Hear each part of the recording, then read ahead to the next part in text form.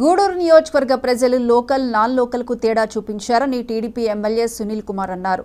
తన గెలుపుకు సహకరించిన ప్రతి ఒక్కరికి ధన్యవాదాలు తెలిపారు. వైసీపీ నియంత పాలన కారణంగానే 155 స్థానాల నుంచి 11 స్థానాలకు పడిపోయిందని ఎద్దేవా చేశారు.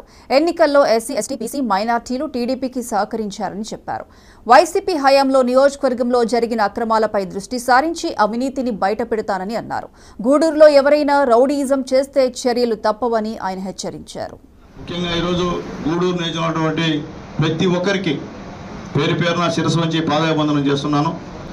నాపై నమ్మకంతో, చంద్రబాబు నాయుడు గారి మీద నమ్మకంతో మీరు లోకల్ సత్తా ఏందో చూపించినందుకు మీ అందరికి కూడా ధన్యవాదాలు తెలియజేస్తున్నా. ఎప్పుడు కూడా లోకలే, నేను మళ్ళీ అంటున్నా, లోకలే, నాన్ లోకలే.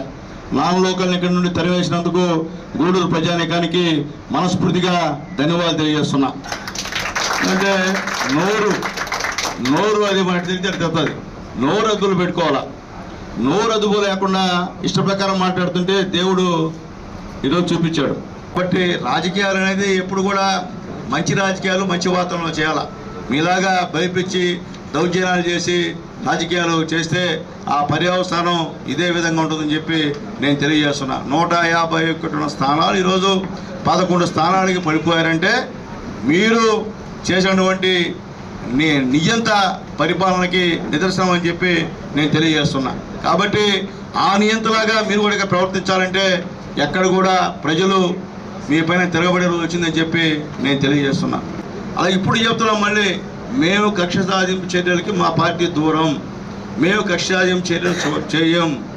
మేము కూడా ఏంటంటే మంచి రాజకీయాలు నడుపుతాం, స్నేహపూరితమైనటువంటి రాజకీయాలు నడుపుతాం అని చెప్పి మేము తెలియజేస్తున్నాం. అట్లాగని ఏదో గమ్ముండారు లేబా అని చెప్పి మా పార్టీ కార్యకర్తలు దొరికిసామో తోలు తీస్తాం.